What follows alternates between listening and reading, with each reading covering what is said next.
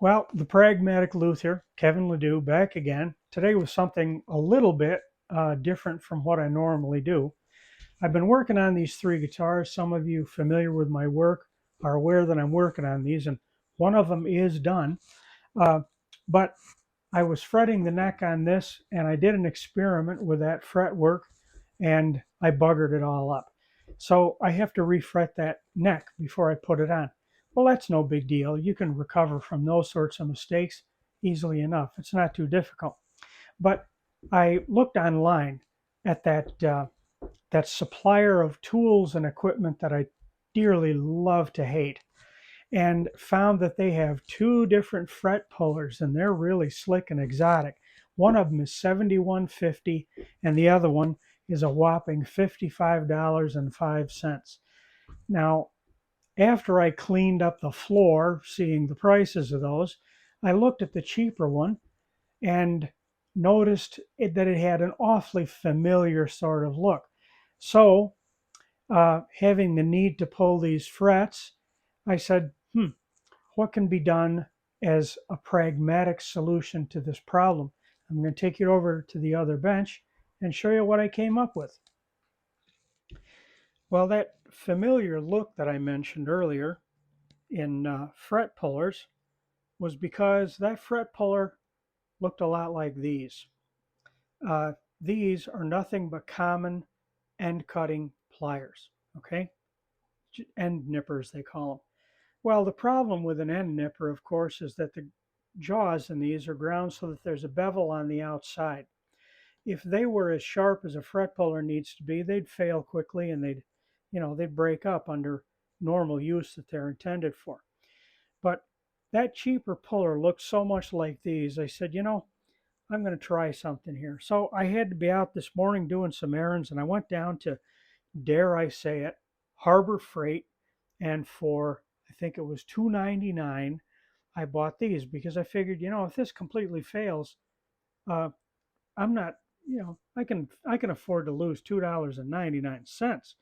So I put these on my grinder, my hand representing the wheel, and I simply ground these carefully, constantly putting these in water so as not to build up a lot of heat. Because if you do burn that edge, you'll lose the temper and all bets are off. At any rate, uh, putting that against that moving wheel and just grinding that with a coarse wheel at first, and then as I got down to my finished edge with a finer wheel. And what I was after was, excuse me here, get this in the right place. What I was after is to get this edge sharp. Uh, Not so sharp that you're going to cut paper with it, but sharp enough so that it's clearly going to reach underneath the crown of that fret and grab it and wedge it upward a little bit. Now, I did that with this plier and it works reasonably well.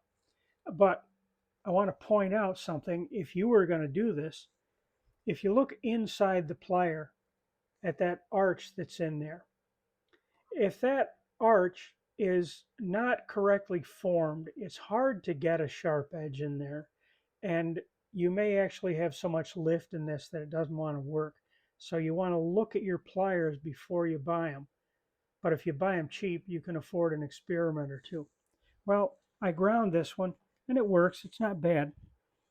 But then I found that I had this older pair of pliers around here. It's got the name Task Force on it.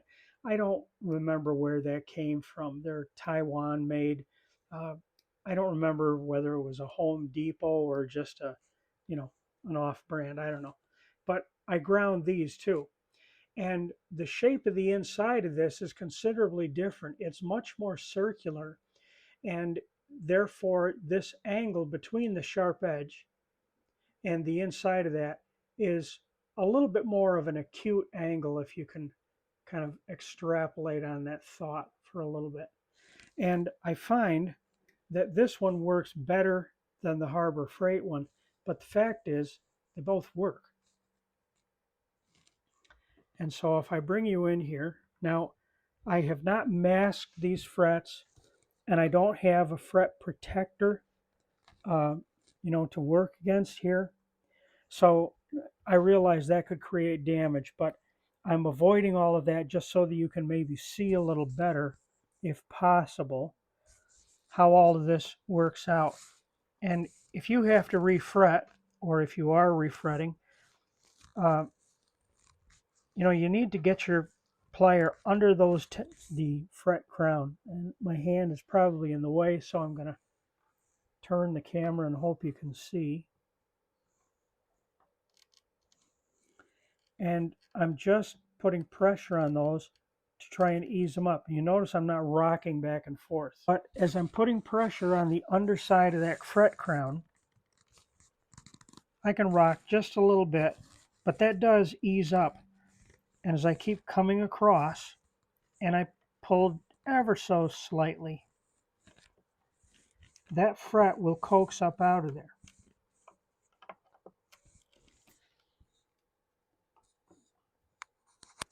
And I've just about got it now.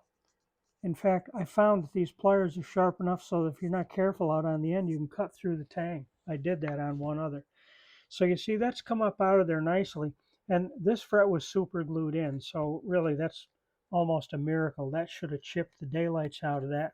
It did lift it a little bit, but all of this will be re-leveled and repaired and so on. So anyway, if you do a lot of refretting, or if you intend to do a lot of refretting, I'm not advocating that you do this and avoid buying tools made specifically for the job. But if you're new at this, or if you're going to give it a try and you're not sure about spending a lot of money on tools, these might be an option for you. And it's not too tough to grind them. If you don't have a grinder, I'm sure you got a friend that's got one.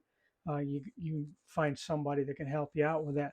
If you have a belt sander in your shop, I do not recommend doing this on a belt sander, because if that belt sander has ever sanded wood just once, it has dust in it that you could potentially ignite with the sparks from this. So please don't do this on a sander that's ever been exposed to wood.